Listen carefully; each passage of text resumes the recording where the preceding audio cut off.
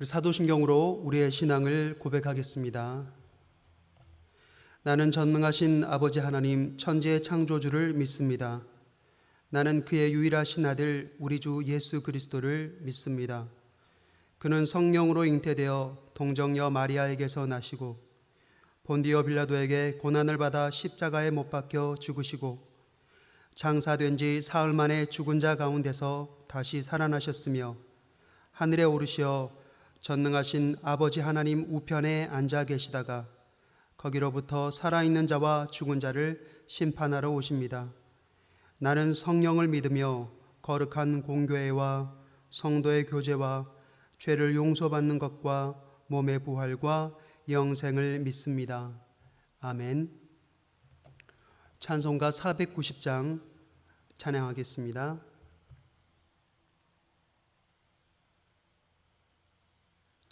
주여 지난 밤 내 꿈에 배였으니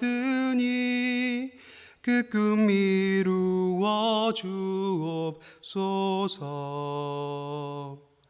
밤과 아침에 계시로 보여주사 항상 은혜를 주옵소서. 나의 놀라운 꿈 정녕 나 믿기는 장차 그 은혜 받을 표니 나의 놀라운 꿈 정녕 이루어져 주님 얼굴을 배우리라. 마음 괴롭고 아파서 낙심될 때 내게 소망을 주셨으며 내가 영광의 주님을 바라보니 앞길 환하게 보이도다. 나의 놀라운 꿈 정녕 나 믿기는 장차 그 은혜 받을 표니 나의 놀라운 꿈 정녕 이루어져 주님 얼굴을 배우리라. 세상 풍조는 나날이 변하여도 나는 내 믿음 지키리니 인생 살다가 죽음이 꿈 같으나 오직 내 꿈은 잠되리라. 나의 놀라운 꿈 정녕 나 믿기는 장차 그 은혜 받을 표니 나의 놀라운 꿈 정녕 이루어져 주님 얼굴을 배우리라. 아멘. 하나님께서 이 새벽에 주시는 말씀은 창세기 40장 1절에서 23절까지의 말씀입니다. 창세기 40장 1절에서 23절까지의 말씀입니다. 구약 성경 62면에 나와 있습니다.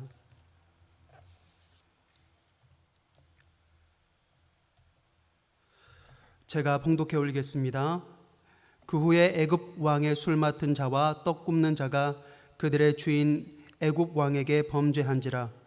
바로가 그 두 관원장 곧 술 맡은 관원장과 떡 굽는 관원장에게 노하여 그들을 친위 대장의 집 안에 있는 옥에 가두니 곧 요셉이 갇힌 곳이라. 친위 대장이 요셉에게 그들을 수종들게 하매 요셉이 그들을 섬겼더라. 그들이 갇힌 지 여러 날이라. 옥에 갇힌 애굽 왕 술 맡은 자와 떡 굽는 자 두 사람이 하룻밤에 꿈을 꾸니 각기 그 내용이 다르더라. 아침에 요셉이 들어가 보니 그들에게 근심의 빛이 있는지라. 요셉이 그 주인의 집에 자기와 함께 갇힌 바로의 신하들에게 묻되 어찌하여 오늘 당신들의 얼굴에 근심의 빛이 있나이까? 그들이 그에게 이르되 우리가 꿈을 꾸었으나 이를 해석할 자가 없도다. 요셉이 그들에게 이르되 해석은 하나님께 있지 아니하나이까? 청하건대 나에게 이르소서. 술 맡은 관원장이 그의 꿈을 요셉에게 말하여 이르되 내가 꿈에 보니 내 앞에 포도나무가 있는데 그 나무에 새 가지가 있고 싹이 나서 꽃이 피고 포도송이가 익었고 내 손에 바로의 잔이 있기로 내가 포도를 따서 그 즙을 바로의 잔에 짜서 그 잔을 바로의 손에 드렸노라. 요셉이 그에게 이르되 그 해석이 이러하니 새 가지는 사흘이라. 지금부터 사흘 안에 바로가 당신의 머리를 들고 당신의 전직을 회복시키리니 당신이 그 전에 술 맡은 자가 되었을 때에 하던 것 같이 바로의 잔을 그의 손에 드리게 되리이다. 당신이 잘 되시거든 나를 생각하고 내게 은혜를 베풀어서 내 사정을 바로에게 아뢰어 이 집에서 나를 건져 주소서. 나는 히브리 땅에서 끌려온 자요 여기서도 옥에 갇힐 일을 행하지 아니하였나이다. 떡 굽는 관원장이 그 해석이 좋은 것을 보고 요셉에게 이르되 나도 꿈에 보니 흰 떡 세 광주리가 내 머리에 있고 맨 윗 광주리에 바로를 위하여 만든 각종 구운 음식이 있는데 새들이 내 머리에 광주리에서 그것을 먹더라.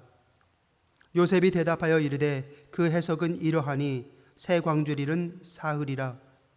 지금부터 사흘 안에 바로가 당신의 머리를 들고 당신을 나무에 달리니 새들이 당신의 고기를 뜯어 먹으리라 하더니 제3일은 바로의 생일이라. 바로가 그의 모든 신하를 위하여 잔치를 베풀 때에 술 맡은 관원장과 떡 굽는 관원장에게 그의 신하들 중에 머리를 들게 하니라. 바로의 술 맡은 관원장은 전직을 회복하며 그가 잔을 바로의 손에 받들어 드렸고 떡 굽는 관원장은 매달리니 요셉이 그들에게 해석함과 같이 되었으나 술 맡은 관원장이 요셉을 기억하지 못하고 그를 잊었더라. 아멘.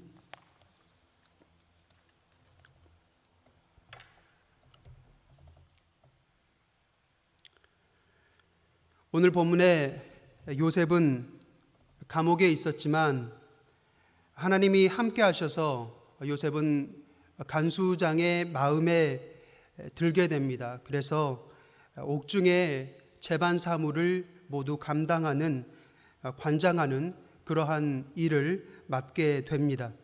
항상 요셉의 삶을 보면 그의 환경이 어떻든 간에 그 환경 가운데서도 하나님께서 그에게 맡겨주신 일이 있고 그 일을 통해서 하나님의 역사가 있는 것을 보게 되는데 이 옥중이라고 하는 환경 속에서도 나름대로의 하나님의 쓰임을 받고 또 그 과정 가운데 훈련을 받게 되는 요셉의 모습이 그려지고 있습니다.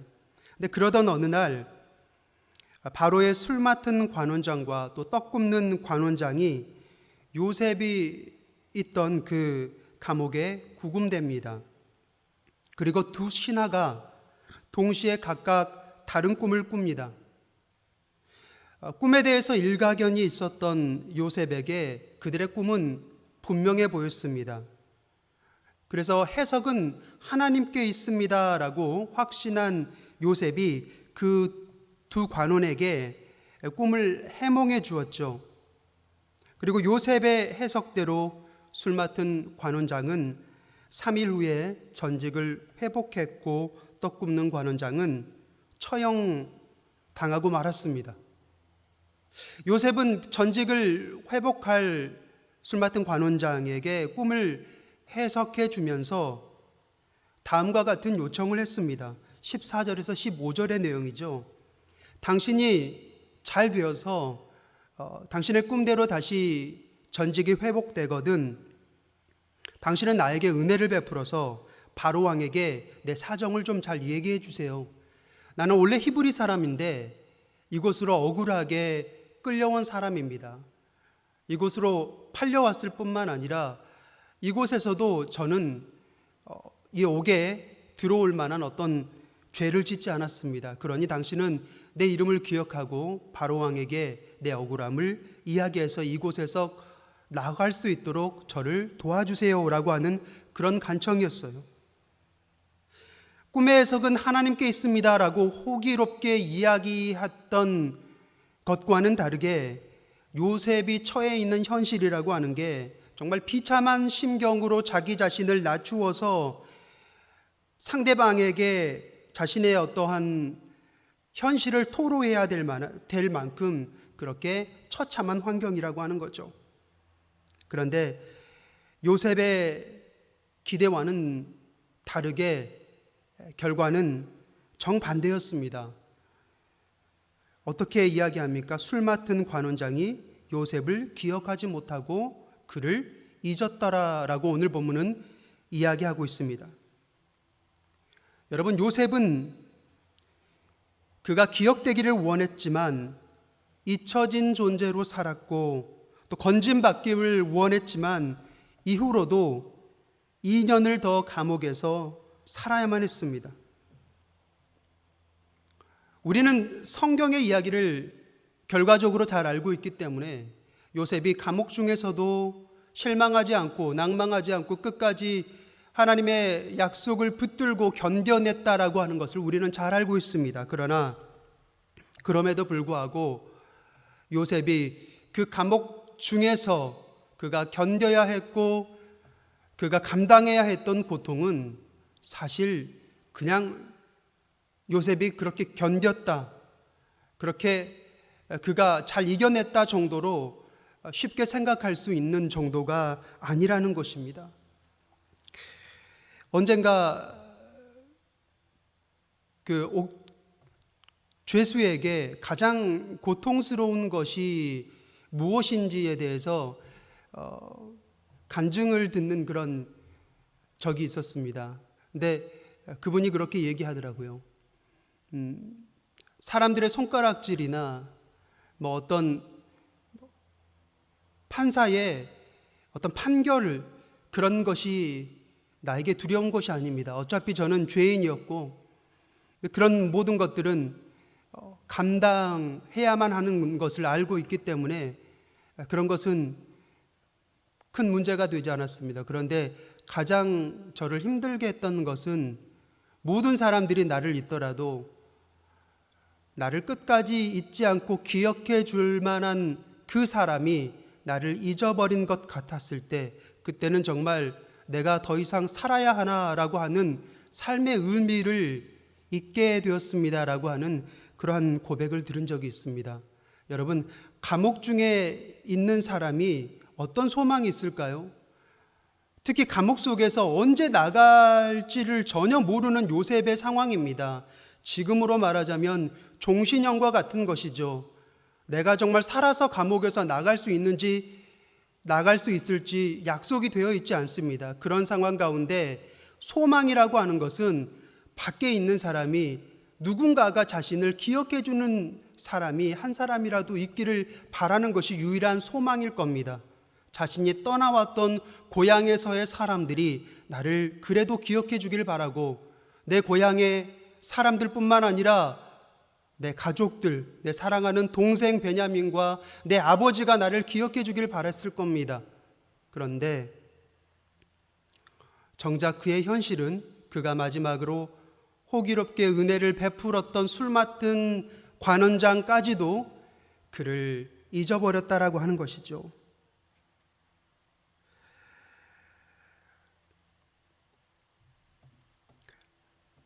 감옥 안에 있는 요셉의 심경이 시편 105편에는 이렇게 쓰여져 있습니다. 18절에 나와 있는 말씀인데요.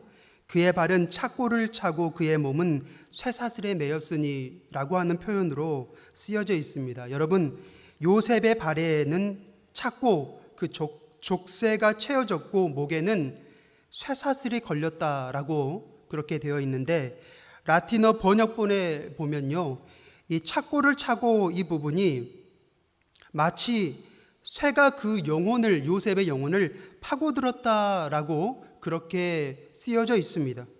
그러니까 지금 옥중 생활하는 요셉이 단순히 하나님을 믿고 하나님과 함께 동행하면서 그곳에서 그래도 하나님이 여기 계시니까 할만해 살만해 기도하고 그렇게 그냥 보내는 것이 아니라 하루하루 순간순간 내가 어떻게 될지 모르는 그 상황 가운데 사람들이 나를 잊어버릴까 하는 그런 고통 가운데 마치 그 고통이 이 나를 죄고 있는 이 쇠사슬이 자신의 몸뿐만 아니라 영혼까지 파고드는 것 같은 그런 고통으로 하루하루 순간순간을 그렇게 살았다라고 하는 것입니다. 그러니까 얼마나 비참하고 힘든 세월을 지났는지를 우리가 가늠할 수 있는 것이죠. 그러나 그럼에도 불구하고 우리는 오늘 말씀을 통해서 반드시 주목해야 할 또 하나의 진실이 있습니다. 그것은 요셉이 그 시간, 그 감옥이라고 하는 제한된 공간, 빛이 들어오지 않는 공간, 소망이 없는 공간, 그리고 자신의 존재까지도 잊혀질 만한 그런 공간에 있지만 그럼에도 불구하고 그는 결코 잊혀진 존재로 있지 않았다는 것입니다. 요셉은 결코 버림받지 않았다는 것입니다. 여러분, 하나님은요, 오히려 요셉의 그 옥에 갇혀 있는 그 시간, 그 고통의 시간, 외로움의 시간을 오히려 연단의 시간으로 삼으셨다는 것이죠. 요셉은 그 시간 그곳에서 고통을 견뎌내면서 그곳에서 여러 가지 인내를 배우고 있었습니다. 체득하고 있었습니다. 그리고 무엇보다 오직 하나님의 약속과 하나님의 말씀만을 의지하는 사람으로 준비되어지고 있었다는 것입니다. 나중에 요셉이 총리 대신이 되었을 때 가장 그 땅에 필요한 리더십이 무엇이었을까요? 애굽과 팔레스타인에 정말 그동안 있지 않았던 기근과 여러 가지 재앙이 있었을 때 많은 나라들이 애굽으로 몰려들었습니다. 그리고 기나긴 인내의 시간을 거쳐서 결국 하나님은 요셉의 가족을 다시 만나게 하셨고, 그렇게 요셉을 통해서 그의 가족과 뿐만 아니라 히브리 민족의 새로운 역사를 시작하실 수 있는 놀라운 시작의 틀을 그렇게 마련한 것입니다. 뿐만 아니라 히브리 민족뿐만이 아니죠. 그 외에 그 주변에 있었던 많은 기근에 허덕이고 있는 나라들을, 그 나라들을 요셉을 준비시켜서 요셉의 인내와 결단력이라고 하는 리더십을 통해 그 애굽만큼은 풍족한 나눔을 할 수가 있었던 것이죠. 사랑하는 성도 여러분, 오늘 우리는 이 본문의 말씀을 우리가 묵상하면서 우리는 한 가지 반드시 우리 마음 가운데 새기길 원합니다. 그것은 뭐냐면 그리스도인에게 잊혀짐이라고 하는 처벌은 결코 있을 수 없다는 것입니다. 여러분, 세상 사람들은 우리의 이름과 우리의 얼굴과 우리의 삶을 잊어버릴 수 있습니다. 우리에게 기한이 있죠. 태어남이 있으면 언젠가 그 사람은 죽습니다. 나를 가장 사랑하고 나의 이름을 기억해주는, 내 이름을 불러주는 사람이 있다 하더라도 그 사람의 기한이 끝나면 이 세상에서 나를 가장 사랑하는 사람은 없어지는 것이죠. 뿐만 아니라 이 세상에 나를 한동안 뜨겁게 사랑한 사람이 있다 하더라도 사랑이 변하면 내 이름은 잊혀질 수 있습니다. 그러나 우리 하나님께서는 결코 내 얼굴과 내 이름과 내 삶을 잊어버리지 않으십니다. 뿐만 아니라 내 자녀들의 삶과 내 자녀들의 이름과 얼굴까지 기억하고 계시는 분이 바로 우리 하나님이시라는 것입니다. 특별히 코로나가 더 우리의 예상보다 더 길어지면서 마치 우리의 삶이 오늘 본문의 요셉의 옥살이처럼 느껴지기도 합니다. 우리가 왜 이러한 고난을 겪어야 하나 억울하기도 하고 또 언제 끝날지 모른다는 사실이 더 두렵습니다. 더군다나 혹시 하나님께서 지금 우리를 잊고 계신 건 아닌지 그러한 의심이 우리를 가장 힘들게 합니다. 그러나 하나님의 손은 지금도 우리를 잊지 않고 완벽하게 일하고 계심을 믿으시기 바랍니다. 하나님께서는 이 시간을 어쩌면 요셉처럼 연단의 시간으로 사용하실지 모릅니다. 우리 안에 버려져야 할 많은 찌꺼기들, 많은 것들을 버리고 오직 하나님의 말씀과 하나님만을 신뢰하는 사람으로 모든 성도, 모든 교회를 다시 한번 하나님께서 연단하실 것입니다. 그리고 이 고통의 시간이 언젠가 요셉이 사용되는 시간으로 바뀐 것처럼 우리 모든 교회와 모든 성도들도 그렇게 하나님 앞에 복음에 쓰임받는 시간으로 바뀌게 날이 올 것입니다. 믿음으로 함께 힘을 내서 나아가는 저와 여러분이 될 수 있길 주님의 이름으로 축복합니다.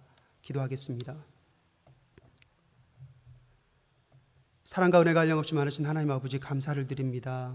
주님, 오늘 귀한 말씀을 통해 다시 한번 우리가 이 시대에 어떤 말씀을 붙들고 나아가야 하는지에 대해서 함께 배웠습니다. 또 고민합니다. 요셉은 옥중에 있었지만 그러나 그가 모든 것이 잊혀지는 것 같고 모든 것이 끝나는 것 같은 그러한 삶 가운데서도 하나님의 보이지 않는 손은 여전히 일하고 계셨고 요셉의 삶을 끊임없이 견인하고 있었음을 다시 한번 보았습니다. 때로는 우리의 변하지 않는 여러 가지 문제와 또 코로나로 인해서 주님, 우리가 지쳐가고 있고 하나님께서 과연 살아계신다면 왜 정의가 굽고 왜 이 땅이 이렇게 어려워져야만 하나, 하나님께서 우리를 기억하고 계시는 건 아닌지 의심하기도 합니다. 그러나 지금 이 시간도 하나님의 손은 계속해서 완전하게 일하고 계시고 하나님은 우리를 잊지 않으셨다라고 하는 것을 우리가 다시 한번 마음에 새기며 다시 한번 담대한 마음을 가지고 나아갈 수 있기를 소망합니다. 이 믿음의 고백 가운데 다시 한번 견고한 십자가가 각 가정들 또 믿음마다 다시 한번 귀하게 뿌리 내리게 하시고 온전히 하나님의 귀한 나라가 우리 모든 성도들의 삶 가운데 더욱더 세워질 수 있도록 주님 붙들어 주시고 함께하여 주시옵소서. 이제는 우리를 죄에서 구원하신 우리 구주 예수 그리스도의 은혜와 독생자를 보내신 하나님의 지극하신 사랑하심과 성령님의 감화 감동 교통하심의 은혜가 이제 요셉처럼 오직 주님만을 믿고 의지하며 따라가기를 소망하는 모든 성도들 머리 위에 이제로부터 영원토록 함께 하시기를 간절히 축원하옵나이다. 아멘.